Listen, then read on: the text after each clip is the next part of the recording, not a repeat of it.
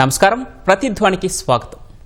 దేశంలో ఎన్నడూ లేని విధంగా చిన్న మదుపర్లు స్టాక్ మార్కెట్, మ్యూచువల్ ఫండ్స్ వైపు అడుగులు వేస్తున్నారు. ఒక్క జూన్ నెలలోనే సిప్ ద్వారా ఏకంగా 31,781 కోట్ల నికర పెట్టుబడులు రావడం సరికొత్త చరిత్ర. ఈ ఒక్క నెలే కాదు, ప్రతి నెల 3 నుంచి 5 లక్షల మంది కొత్తగా మ్యూచువల్ ఫండ్స్ వైపు వస్తున్నట్లు గణాంకాలు కూడా చెబుతున్నాయి. ఇక మార్కెట్ పరంగా ఇది ఖచ్చితంగా సానుకూల సంకేతం. అయితే మార్కెట్ ఎప్పుడూ ఒకేలా ఉండదు. అంతర్జాతీయ యుద్ధ వాతావరణం, ముడి చమురుల ధరల హెచ్చుతగ్గులు, ద్రవ్యోల్బణం వంటి అంశాలు ఆర్థిక అనిశ్చితిని పెంచుతున్నాయి. ఇలాంటి సమయాల్లో చిన్న మదుపర్లు తమ కష్టార్జితాన్ని ఎలా కాపాడుకోవాలి, పెట్టుబడులతో పాటు బీమా రక్షణ ఎందుకు ముఖ్యం, అసలు ఆర్థిక భద్రత అంటే ఏమిటి, ఇదే అంశంపై నేటి ప్రతిధ్వని ఈ విషయాలను వివరించడానికి ఇద్దరు నిపుణులు మనతో సిద్ధంగా ఉన్నారు. ఈరోజు చర్చలో పాల్గొంటున్నారు డాక్టర్ బచ్చు అనిల్ కుమార్ గారు, సర్టిఫైడ్ ఫైనాన్షియల్ ప్లానర్, అదేవిధంగా కౌశిక్ మరడి, ప్రముఖ ఇన్ఫ్లుయెన్సర్. ఇద్దరికి నమస్కారం అండి. నమస్తే. అనిల్ గారు, జూన్ నెలలో సిప్ పెట్టుబడులు రికార్డు స్థాయికి చేరుకున్నాయి. ప్రతి నెల మనం చూస్తున్నాం 3 నుంచి 5 లక్షల మంది కూడా ఈ వైపు ఆసక్తి చూపిస్తున్నారు. మరి మార్కెట్ పెట్టుబడుల వైపు ఆసక్తిపై ఈ లెక్కలు ఏం చెప్తున్నాయి? ఒకటి ఏంటంటే, ఒక మాటలో చెప్పాలంటే, భారతీయుల మన మదుపరుల ఆలోచన విధానంలో మాత్రం ఇది పరిణతిని చూపిస్తుంది పక్క.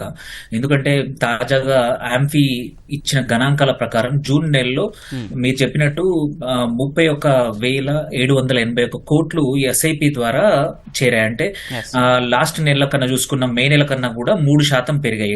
827 కోట్లు ఎక్కువగా ఎస్ఐపిలు స్టార్ట్ అయ్యాయి. సో ఇది ఈ 3 నెలల్లో గరిష్టమే కాదు, ఇది ఆల్ టైమ్ రికార్డ్. ఇప్పటివరకు హైయెస్ట్ ఎస్ఐపి బుక్ అనేది ఇప్పుడు రికార్డ్ అయింది. అండ్ గత సంవత్సరంతో పోలిస్తే ఇది 16 నుంచి 17% వృద్ధి అయింది. అంటే 4,500 కోట్లు పెరిగింది. గత సంవత్సరం జూన్ లో 27,249 కోట్లు మాత్రమే ఉండే. ఇందులో ఏంటంటే మీరు చెప్పినట్టు ఇది ఇటువంటి ఉద్రిక్తతల నడుమ, అట్లాగే మార్కెట్ ఒడిదుడుకులు ఏవైతే జరుగుతూ ఉన్నాయో అట్లాంటి టైంలో కూడా మదుపరులు అనేది సిప్ ని ఆపలేదు, సరికదా ఇంకా పెంచారు. సో ఆ లెక్కన చూస్తే ఏంటంటే మార్కెట్ లో ఇన్వెస్టర్స్ కి ఫైనాన్షియల్ అసెట్స్ వైపు, అటు బంగారం కానీ ఎఫ్డీస్ కానీ వేరే అసెట్స్ నుంచి కన్నా కూడా వీటిపైన నమ్మకం పెరిగింది. అండ్ మార్కెట్లు అనేది ఎటువంటి ఇట్లా ఎడుదొడుకులు ఉన్నా ఇది పర్మనెంట్ కాదు, అంటే ఇది only temporary. Up and downs అనేది, ఒడిదుడుకులు అనేది టెంపరీ. పర్మనెంట్ గా లాంగ్ టర్మ్ చూసుకుంటే మాత్రం స్టాక్ మార్కెట్ ఈ సిప్ ద్వారా మ్యూచువల్ ఫండ్స్ లో పెట్టడం వల్ల పక్కా returns better than other assets ఉన్నాయి. అండ్ మళ్ళీ ఇంకో ఇంపార్టెంట్ ఏంటంటే అవైలబిలిటీ అండ్ ఈజీగా చేయడానికి మార్గాలు దొరుకుతున్నాయి. ఎవరిని అడగాల్సిన అవసరం లేదు.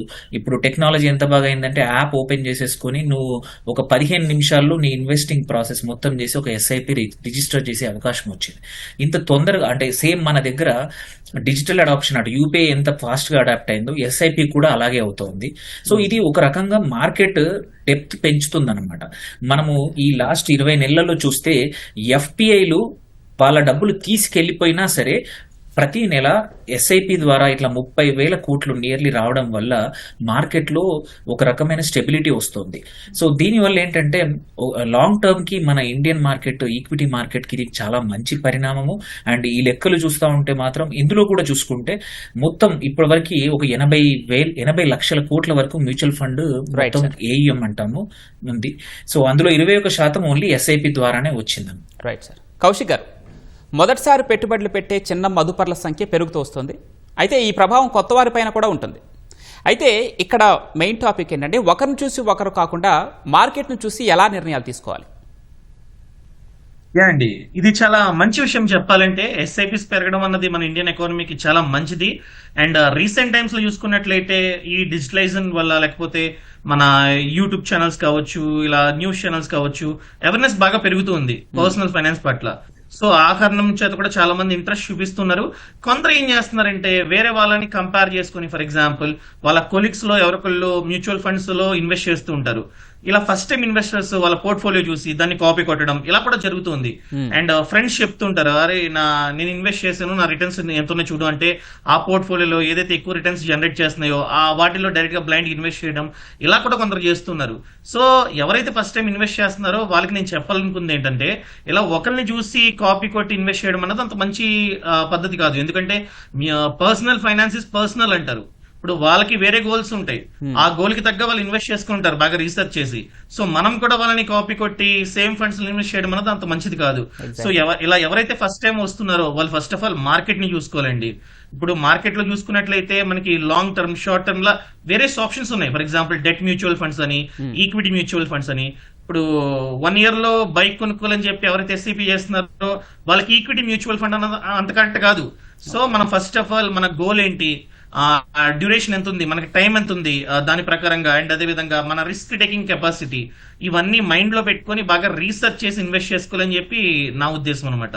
ఓకే అనిల్ గారు, మార్కెట్ ఒడిదుడుకులు సహజం అని మనకు తెలుసు, కానీ సామాన్య మదుపరి మార్కెట్ పడిపోయినప్పుడు ఆందోళనతో సిప్ ఆపేస్తుంటాడు. ఇలాంటి వారికి మీరిచ్చే సలహా ఏంటి? సో ఒకటేంటంటే ఇదే పెద్ద తప్పు అండి. అంటే మదుపర్లు చేసే అతి పెద్ద తప్పు మ్యూచువల్ ఫండ్స్ లో ఎస్ఐపి చేసేప్పుడు ఇలా మధ్యలో మార్కెట్ పడినప్పుడు ఎస్ఐపి ఆపడం. ఇదేంటంటే వర్షం పడుతున్నప్పుడు గొడుగు మూసేయడం లాంటిది ఇలా ఆపేయడం అంటే. సో అసలు సిప్ అనే విధానం ఎందుకంటే మార్కెట్ ఒడిదుడులకు అన్నిటికి కూడా యావరేజ్ చేసుకుంటూ రూపాయి సగటు అంటే యావరేజ్ చేసుకోవడానికి చేసే సాధనమే ఎస్ఐపి. సో నేను ఒకటే ఇప్పుడు మామూలుగా చెప్పేది ఏంటంటే ఈ సిప్ చేసేది ఈ రోజు మార్కెట్ కోసం కాదు, 10 ఏళ్ళు 15 ఏళ్ళు మీ ఏదైతే ఫైనాన్షియల్ లక్ష్యాలు ఉంటాయో వాటి కోసం, మరి పిల్లల చదువు కోసం కానీ, రిటైర్మెంట్ కోసం కానీ, వీటి కోసం చేయడం కోసం చేస్తూ ఉంటాం. ఇలాంటప్పుడు మార్కెట్ పడిపోయిందా పెరిగిందా అని ఆధారపడడం చూడడం లాజిక్ ఉండదు. అదే షార్ట్ టర్మ్ కోసం ఏదో ఒక 6 నెలల కోసమో 1 year కోసమో మనం పొదుపు చేస్తుంటే అప్పుడు చూడాలి తప్ప, ఎప్పుడైనా సరే ఎస్ఐపి అనేది మనం మినిమం ఒక 3-4 సంవత్సరాలు పెడితేనే మంచి రిటర్న్స్ వస్తాయంటాము. ఎందుకంటే రూపీ కాస్ట్ యావరేజింగ్ అనేది ప్రిన్సిపల్ ఇక్కడ. సో రూపీ కాస్ట్ యావరేజింగ్ చేయాలంటే మార్కెట్ పెరిగినప్పుడు కానీ తగ్గినప్పుడు చేయాలి. సో మీరు చూస్తే ఎవరైతే ఇప్పుడు ఎగ్జాంపుల్ కోవిడ్ టైంలో తీసుకుంటే, కోవిడ్ టైంలో ఎస్ఐపి ఆపేసిన వాళ్ళకి అంత బాగా రాలేదు. అదే కంటిన్యూ చేసినప్పుడు మార్కెట్ పడిపోయినా కానీ అదే టైంలో కూడా పర్చేస్ జరగడం వల్ల ఎక్కువ యూనిట్స్ వస్తాయి. అలా కాకుండా పడ్డప్పుడల్లా ఆపేయడం, మళ్ళీ మార్కెట్ పెరిగే టైంకు మళ్ళీ స్టార్ట్ చేయడం వల్ల ఏమవుతుందంటే average buying cost of each unit అంటాం, ప్రతి unit mutual fund unit cost పెరుగుతుంది. అదే ఇర్రెస్పెక్టివ్ ఆఫ్ మార్కెట్ సిచ్యువేషన్ చేస్తే ఏమవుతుందంటే సగటు ధర పడిపోవడం వల్ల మనం ఎప్పుడైతే విత్డ్రా చేస్తామో, రిడీమ్ చేసినప్పుడు మనకు మంచి లాభాలు వస్తాయి. ఇలా పడినప్పుడు ఆపేస్తే మాత్రం జనరల్ గా ఇబ్బందే. అండ్ మీరు అది చేయడం అనేది సిప్ యొక్క పర్పస్ ని డిఫీట్ చేస్తున్నట్టు. అంటే పర్పసే రూపీ కాస్ట్ యావరేజింగ్. అది చేయకపోవడం వల్ల మనం నష్టపోవడం అనేది ఎక్కువ జరుగుతుంది లాభాల కన్నా. ఓకే, కౌశిక్ గారు మీరేం చెప్తారు? డౌన్ఫాల్లో ఉన్నప్పుడు ఎస్ఐపిని ఆపేసే వాళ్ళకి ఏం సూచిస్తారు? అదేవిధంగా కేవలం ఈక్విటీ ఫండ్లే కాకుండా మన పెట్టుబడులను ఎలా డైవర్సిఫైడ్ చేసుకోవచ్చు? First of all Warren Buffett గారు ఒక మాట చెప్పారు, best time to invest in equities is when there is a blood on street. ఎప్పుడైతే మార్కెట్ డౌన్ లో ఉంటుందో అప్పుడు ఎక్కువ ఇన్వెస్ట్ చేయాలి. కానీ కొందరు చేసే మిస్టేక్ ఏంటంటే ఆ టైంలో పాజ్ చేస్తున్నారు. అది మంచి పని కాదు. ఫర్ ఎగ్జాంపుల్ ఒక 5,000 సిప్ చేస్తున్నారు అనుకుందామండి. సో ఒక XYZ అనే మ్యూచువల్ ఫండ్ లో, ఆ మ్యూచువల్ ఫండ్ లో NAV 100 ఉందనుకోండి, 5,000 డివైడెడ్ బై 100 ఎన్ని యూనిట్స్ వస్తాయి? 50 యూనిట్స్ వస్తాయి. అదే మార్కెట్ డౌన్ లో ఉన్నప్పుడు ఫర్ ఎగ్జాంపుల్ NAV 80కి పడిందండి, 100 ఉన్న NAV 80కి పడింది. అప్పుడు అదే 5,000 కి మనకి 64, 65 ఆ విధంగా యూనిట్స్ అలొకేట్ అవుతాయి. సో మార్కెట్ డౌన్ అయినప్పుడు ఎస్ఐపిని పాజ్ చేయకుండా రన్ చేస్తున్నప్పుడు ఏంటంటే మనకి ఎక్కువ యూనిట్స్ మన పోర్ట్ఫోలియోలో యాడ్ అవుతాయి. రేపొద్దున మార్కెట్ అప్ అయినప్పుడు ఎక్కువ యూనిట్స్ మన దగ్గర ఉంటాయి, ఖచ్చితంగా ఎన్ఈవి పెరుగుతుంది. రేపొద్దున 110, 120 ఆ విధంగా పెరిగింది అనుకోండి, ఈ డిఫరెన్స్ ఏదైతే ఉందో అది మనకి ప్రాఫిట్ గా యాడ్ అవుతుంది అనమాట మన పోర్ట్ఫోలియోకి. సో ఎవరైతే ఫస్ట్ టైం ఇన్వెస్ట్ చేస్తున్నారో వాళ్ళందరికీ చెప్పేది ఏంటంటే బెస్ట్ టైము నన్ను అడిగినట్లయితే పాజ్ చేయకుండా ఆ టైంలో ఇంకా ఎక్కువ ఇన్వెస్ట్ చేస్తే మన పోర్ట్ఫోలియో ఫ్యూచర్ లో బాగా ఎక్కువగా గ్రో అవుతుంది. అండ్ అదే విధంగా డైవర్సిఫికేషన్ గురించి అడిగారు. సో ఇది కూడా చాలా మంది మిస్టేక్ చేస్తున్నారు, ముఖ్యంగా బిగినర్స్. ఏం చేస్తారంటే డబ్బు అంతా తీసుకెళ్లి ఒకే చోట పెడతారండి. ఇదే వారెన్ బఫెట్ గారు ఇంకో మాట అన్నారు, don't put all the eggs in one basket. గుడ్లని తీసుకెళ్లి ఒకే బుట్టలో పెట్టొద్దు. పొరపాటున ఆ బుట్ట పడింది అనుకోండి కింద, ఆ గుడ్లన్నీ పగిలిపోతాయి. అదే డిఫరెంట్ ప్లేసెస్ లో పెట్టుకున్నారనుకోండి, ఒక గుడ్డు పగిలినా వేరే గుడ్లు ఉంటాయి కదా. సో ఇన్వెస్ట్మెంట్ కూడా అంతే, డబ్బంతా తీసుకెళ్లి ఒకే చోట పెట్టొద్దు. ఇప్పుడు చాలా మంది ఏం చేస్తారంటే 100% ఆఫ్ సేవింగ్స్ ని ఈక్విటీలో పెడతారు. అది కూడా ఒక కైండ్ ఆఫ్ మిస్టేకే. సో ఒక బేసిక్ థంబ్ రూల్ ఉందన్నమాట, 100 minus your age. For example మన ఏజ్ 30 అనుకోండి, 100 మైనస్ 30, 70% ఈక్విటీలో పెట్టుకొని ఇంకొక 30% డిఫరెంట్. ఇక్కడే మరొక చిన్న ప్రశ్న, అదే బంగారం, డెట్ ఫండ్ లేకపోతే ఇండెక్స్ ఫండ్లలో ఈ పెట్టుబడులను ఎలా విభజించుకోవాలి? ఇదండి ఇప్పుడు నేను చెప్పిన విధంగా 100 - యువర్ ఏజ్ పెట్టుకుంటే ఈక్విటీలో మంచిది. రెస్ట్ ఆఫ్ ది అమౌంట్ అది కూడా ఏం చేయాలంటే ఒకే చోట పెట్టకుండా ఇప్పుడు గోల్డ్ లో ఇన్వెస్ట్ చేసుకోవచ్చు. అండ్ అదే విధంగా ఆ, చాలా బ్యాంక్ డిపాజిట్స్ ఉన్నాయి. ఫర్ ఎగ్జాంపుల్ మనం కనుక షార్ట్ టర్మ్ కి ఒక బైక్ కోసం ప్లాన్ చేసుకుంటున్నాం. సో ప్రతి మంత్ ఇన్వెస్ట్ చేసుకుందాం అనుకుంటే చాలా షార్ట్ టర్మ్ కి ఈక్విటీ మార్కెట్ జోలికి వెళ్లకుండా ఆర్డి చేసుకోవచ్చు. అదేవిధంగా ఒకవేళ మనం రిటైర్మెంట్ కోసం ప్లాన్ చేసుకుంటున్నట్లయితే ప్రైవేట్ ఎంప్లాయీ అనుకోండి, ఎన్పిఎస్ లాంటి స్కీమ్స్ ఉన్నాయి. ఆబ్వియస్ గా ఈక్విటీ మార్కెట్ లో పెట్టుకోవాలి రిటైర్మెంట్ ప్లానింగ్ కి. ఓన్లీ ఈక్విటీ మార్కెట్ లో కాకుండా ఇలా ఎన్పిఎస్ లాంటి స్కీమ్స్ ఉన్నాయి. ఫర్ ఎగ్జాంపుల్ మనకి మంత్లీ ఇంట్రెస్ట్ రావాలనుకోండి, పోస్ట్ ఆఫీస్ లో మంత్లీ ఇన్కమ్ స్కీమ్ ఉంది. అండ్ మనకి పాప ఉంది, పాప పెళ్లి కోసం చదువు కోసం మనం దాచుకుందాం అనుకుంటే సుకన్య సమృద్ధి యోజన లాంటి స్కీమ్స్ ఉన్నాయి. సో ఇలా డబ్బంతా తీసుకెళ్లి ఒకే చోట కాకుండా డైవర్సిఫై చేసుకోవాలి. అండ్ ఈక్విటీలో కూడా మళ్ళీ కొందరు ఏం చేస్తారంటే మనీ అంతా తీసుకెళ్లి ఒకే స్టాక్ లో ఇన్వెస్ట్ చేస్తుంటారు. అది కూడా తప్పే. డిఫరెంట్ స్టాక్స్ ఉంటాయి, డిఫరెంట్ కంపెనీస్ ఉంటాయి, సెక్టార్స్ ఉంటాయి. అలా డైవర్సిఫై చేసుకోవాలి. ఈవెన్ మ్యూచువల్ ఫండ్స్ లో కూడా చూసుకున్నట్లయితే large cap, mid cap, small cap, debt funds ఇలా చాలా ఉంటాయి. సో మన యొక్క గోల్ ని బట్టి, మనకున్న టైం ని బట్టి, మన రిస్క్ టేకింగ్ కెపాసిటీ బట్టి డైవర్సిఫై చేసుకోవడం అనేది చాలా ముఖ్యమండి.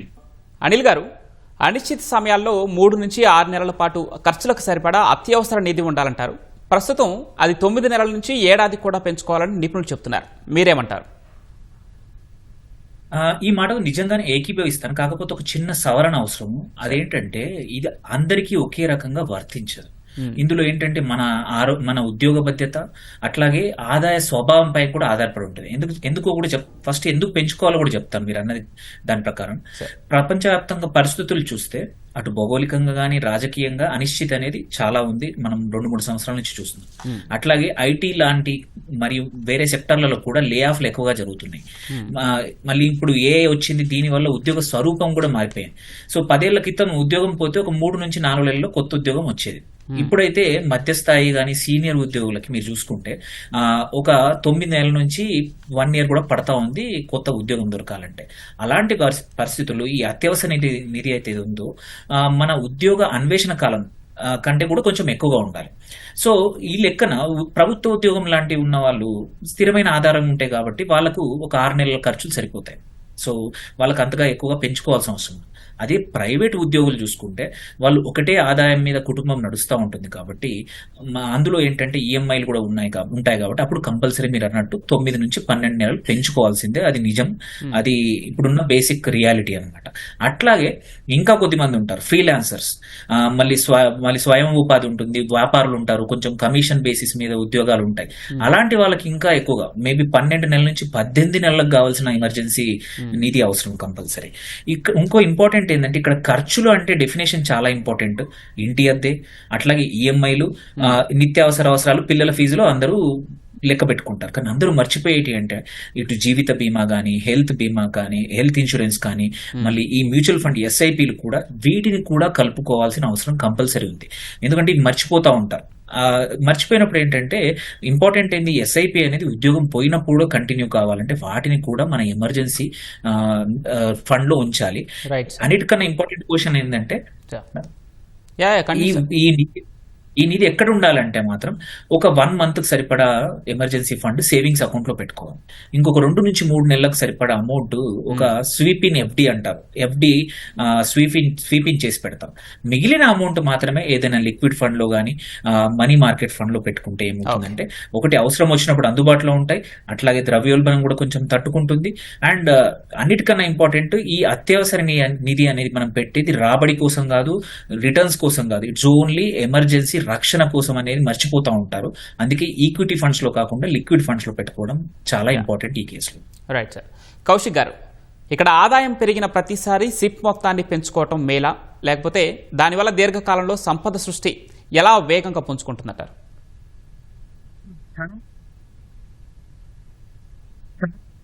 కౌశిక్ గారు, శాలరీ కూడా ఇన్వెస్ట్మెంట్స్ ని పెంచుకోరండి, అది చాలా పెద్ద మిస్టేక్. ఎప్పుడైనా సరే నేనేం చెప్తానంటే మనకి ఎంత పర్సంటేజ్ అయితే హైక్ వచ్చిందో, లేకపోతే మన ఆదాయం ఎంత అయితే పర్సంటేజ్ పెరిగిందో అంత పర్సంటేజ్ మన సిప్ ని పెంచుకోవాలి. ఫర్ ఎగ్జాంపుల్ మనకి 50,000 జీతం అనుకోండి, 10% హైక్ వచ్చింది, టేక్ హోమ్ జీతం 55,000 అయింది. మీరు ఇంతకు ముందు సిప్ 5,000 చేస్తున్నట్లయితే ఖచ్చితంగా 5,500 కి పెంచుకోండి. చాలా మంది ఏమనుకుంటారంటే 500 కదా ప్రతి మంత్, ఎందుకు పెంచడం వల్ల పెద్ద యూజ్ ఏంటి అనుకుంటుంటారు. కానీ లాంగ్ టర్మ్ లో చూసుకున్నట్లయితే చాలా పెద్ద ప్రభావం చూపిస్తుందండి అది ఖచ్చితంగా. ఫర్ ఎగ్జాంపుల్ మనం కనుక నెక్స్ట్ 30 years 5,000 ప్రతి నెల సిప్ చేసుకుంటూ మనకి కనుక మార్కెట్ 12% రిటర్న్ ఇచ్చింది అనుకోండి, 1,76,00,000 అవుతుంది. అదే నెక్స్ట్ 30 years జస్ట్ నెలకి 500 పెంచుకోవడం వల్ల నెక్స్ట్ 30 years లో ఒకవేళ 12% రిటర్న్స్ వస్తే 1,94,00,000 అవుతుంది. దాదాపుగా 17,60,000 అదనంగా వస్తుంది. అది పవర్ ఆఫ్ కాంపౌండింగ్ అండి. సో నేను చెప్పేది ఏంటంటే, మీకు ఆదాయం పెరిగినా, లేకపోతే second source of income, third source of income, లేకపోతే లంసమ్ గా డబ్బు వచ్చింది అనుకోండి, మ్యూచువల్ ఫండ్స్ లో కూడా లంసమ్ గా పెట్టేసేయండి. ఫర్ ఎగ్జాంపుల్ తాతల ఆస్తి అమ్మి డబ్బులు వచ్చినాయి అనుకోండి, దాన్ని జల్సాలకు వాడొద్దు. ఎందుకంటే ఇప్పుడున్న సిచ్యువేషన్ లో ఫ్యూచర్ ప్లానింగ్ అనేది చాలా ముఖ్యం.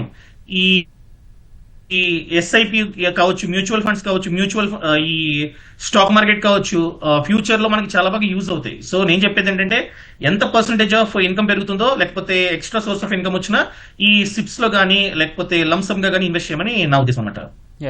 అనిల్ గారు, ఇప్పుడే ఆర్థిక ప్రణాళికలు మొదలు పెట్టేటువంటి యువతకు లేదంటే చిన్న మదుపర్లకు మీరిచ్చే గోల్డెన్ రూల్ ఏంటి? వెరీ ఇంపార్టెంట్ అండి.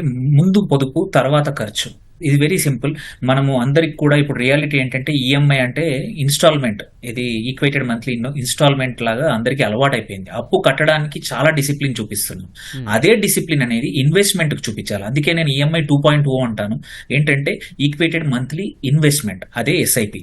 అది ఫస్ట్ చేయాలి. అంటే బేసికల్ ఏంటంటే, ఇంతకు ముందు ఏంటి, ఆదాయము దానిలోంచి ఖర్చులు పోగా మిగిలింది మనం పొదుపు చేయడం అనేది పాత సూత్రం. అలా కాకుండా ఇప్పుడు యువత ఎవరైతే మొదలు పెడుతున్నారో, ఆదాయం మైనస్ పొదుపు, అంటే మనం డిఫైన్ చేసుకోవాలి. ఒక 25 నుంచి 30% నేను పొదుపు చేస్తాను, దాని తర్వాత మిగిలిన డబ్బుల్ని ఖర్చులు చేస్తానని చిన్న చేంజ్ చేస్తే, నేరేటివ్ చేంజ్ చేస్తే మనకు చాలా మారిపోతుంది. ఎగ్జాంపుల్ చెప్తాను. ఎవరైతే 25 సంవత్సరాలప్పుడు ఒక 5,000 సిప్ మొదలు పెట్టిన వ్యక్తి, అదే 35 సంవత్సరాలకు 15,000తో ఎస్ఐపి మొదలు పెట్టిన, రిటైర్మెంట్ నాటికి యాక్చువల్లీ 5,000 ఎక్కువ అమౌంట్ క్రియేట్ చేస్తాయి. ఇదే మన చక్రవడ్డీ ఆర్ కాంపౌండింగ్ యొక్క ఎఫెక్ట్ అనమాట. అందుకే మీ దగ్గర డబ్బు తక్కువ ఉన్నా సరే సమయం ఎక్కువ టైం ఇస్తే దానికి. అట్లాగే ఇంకో రెండోది ఏంటంటే, అప్పు పెట్టుబడి రెండు తారుమారు కావద్దు. చాలా మటుకు ఇప్పుడు చూస్తున్నాం, క్రెడిట్ కార్డు బాకీలు కానీ బై నౌ పే లెటర్ ఉచ్చుల్లో పడిందంటే 36 నుంచి 40% వడ్డీ కడతా ఉన్నారు. అలా కడుతూ ఎస్ఐపి 12-13% వచ్చే దాని దగ్గర పెట్టుబడి పెట్టడం అనేది ఎటువంటి లాజిక్ లేదు. అలాంటప్పుడు ఏంటంటే, ఎక్కువ ఇంట్రెస్ట్ ఉన్న లోన్లను ఫస్ట్ తీర్చేయడం చాలా ఇంపార్టెంట్. ఇది one of the basic principle యువతకి. అండ్ థర్డ్ వచ్చేసి ట్రేడింగ్, F&O, క్రిప్టో అండ్ ఇట్లాంటి టిప్స్ వల్ల చాలా మంది డబ్బులు పొడగొట్టుకుంటున్నారు. సెబీ చెప్తుంది ఏంటంటే 95% ఆఫ్ పీపుల్ ఎవరైతే ఇట్లాంటి వాటిల్లో పాల్గొంటున్న వాళ్ళందరూ నష్టాలకు గురి అవుతున్నారు. దీనివల్ల అప్పులు పెరిగిపోతా ఉన్నాయి, అండ్ సంపద సృష్టి అనేది ఆగిపోతుంది, అండ్ పొదుపులో క్రమశిక్షణ పోతుంది అనమాట. ఈ మూడింటిని పక్కన పెడితే, అంటే ఈ మూడింటిని జాగ్రత్తగా ఫాలో అయితే మాత్రం ఇదే గోల్డెన్ రూల్. దీన్ని చేస్తే మంచి వెల్త్ క్రియేట్ అవుతుంది. దాంతో పాటు ఒక చిన్న టర్మ్ ఇన్సూరెన్స్, హెల్త్ ఇన్సూరెన్స్, మీరు ఇంతకుముందు మాట్లాడుకున్న ఎమర్జెన్సీ ఫండ్, ఈ 3 ఉంటే చాలు. మీకు బేసిక్ గా ఒకరికి కావాల్సిన ఫైనాన్షియల్ డిసిప్లిన్ అంటాము, అది వచ్చేసినట్టే, ఫండమెంటల్ సరిపోయినట్టే.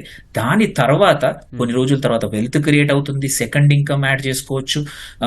ఒక పద్ధతి ప్రకారం మనకు ఫైనాన్షియల్ గోల్స్ ఏవైతే అన్ని ఉన్నాయో అవన్నీ తీర్చుకోవచ్చు, అండ్ రిటైర్ కూడా భద్రతగా బాగా ఉండొచ్చు. అయితే సార్, ఇక్కడ మీరు ఇన్సూరెన్స్ అన్నారు, చాలా మంది గ్రూప్ ఇన్సూరెన్స్ పైనే ఆధారపడుతుంటారు.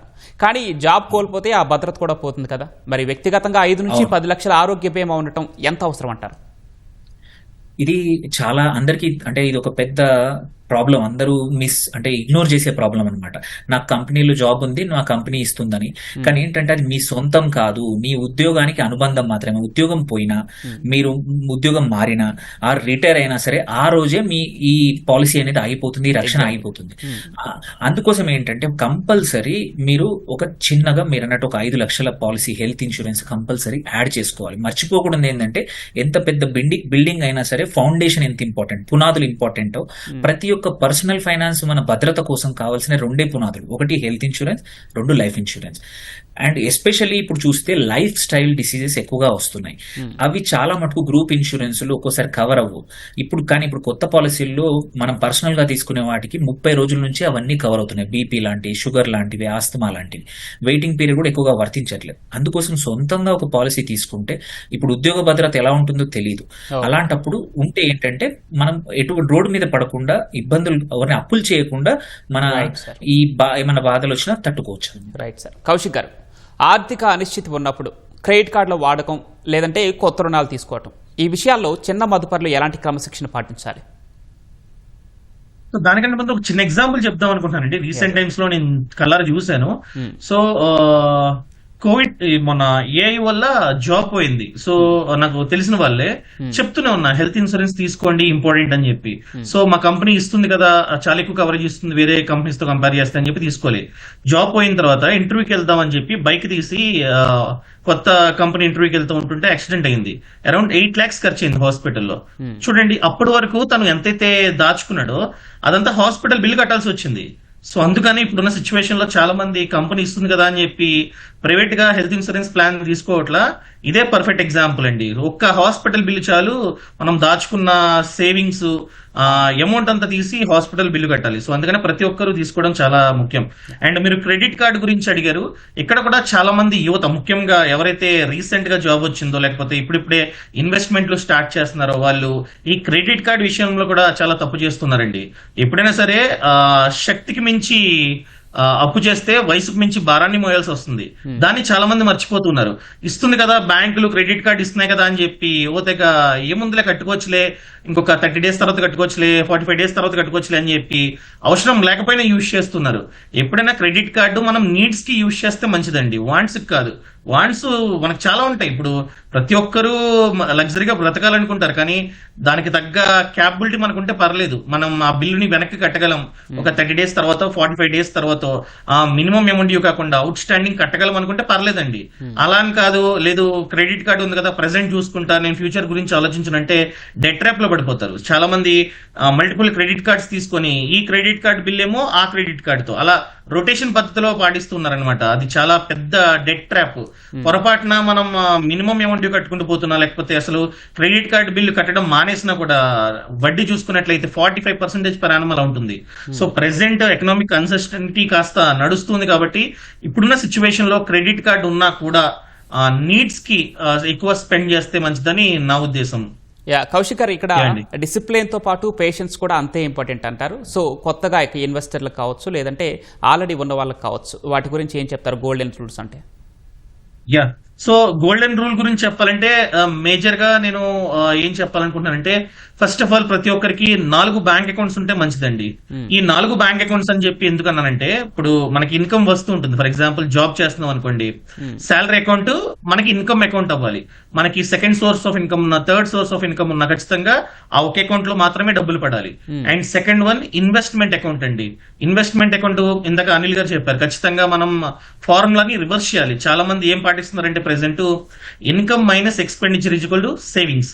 అంటే శాలరీ పడిన తర్వాత ఖర్చులని చూసుకొని మంత్ ఎండ్ లేదని మిగిలితే దాన్ని సేవ్ చేద్దాం, దాన్ని ఇన్వెస్ట్ చేద్దాం అనుకుంటున్నారు. అది ఎప్పటికీ జరగదు.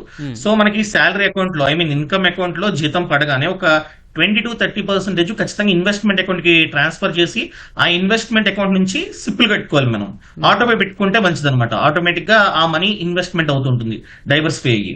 ఇంకా థర్డ్ వన్ చూసుకున్నట్లయితే స్పెండింగ్ అకౌంట్ అండి. సో మన నెలవారీ ఖర్చు ఎంతైతే ఉంటుందో మనం ముందుగానే డిసైడ్ అయ్యి ఆ అమౌంట్ ని ఇన్కమ్ అకౌంట్ లోంచి మనం స్పెండింగ్ అకౌంట్ లోకి ట్రాన్స్ఫర్ చేసి, ఇంతే నా ఆదాయం, ఇంతకు మించి నేను ₹1 కూడా స్పెండ్ చేయలేను అన్న మైండ్ సెట్ క్రియేట్ చేసుకోవాలన్నమాట. సో ఆ స్పెండింగ్ అకౌంట్ నుంచే మన ఖర్చులను చూసుకోవాలి. అండ్ ఫోర్త్ వన్ చూసుకున్నట్లయితే ఎమర్జెన్సీ ఫండ్ అకౌంట్ అండి. సో ఖచ్చితంగా ఎమర్జెన్సీ ఫండ్ అన్నది చాలా ముఖ్యం. ఓకే, థ్యాంక్ యూ కౌశిక్ గారు, వత్సు అనిల్ కుమార్ గారు. థ్యాంక్ యూ డిస్కషన్ లో పార్టిసిపేట్ చేసినందుకు. చాలా వాల్యుబుల్ ఇన్ఫర్మేషన్ ఇచ్చారు. Thank you so much. ఇది నేటి ప్రతిధ్వని. నమస్కారం.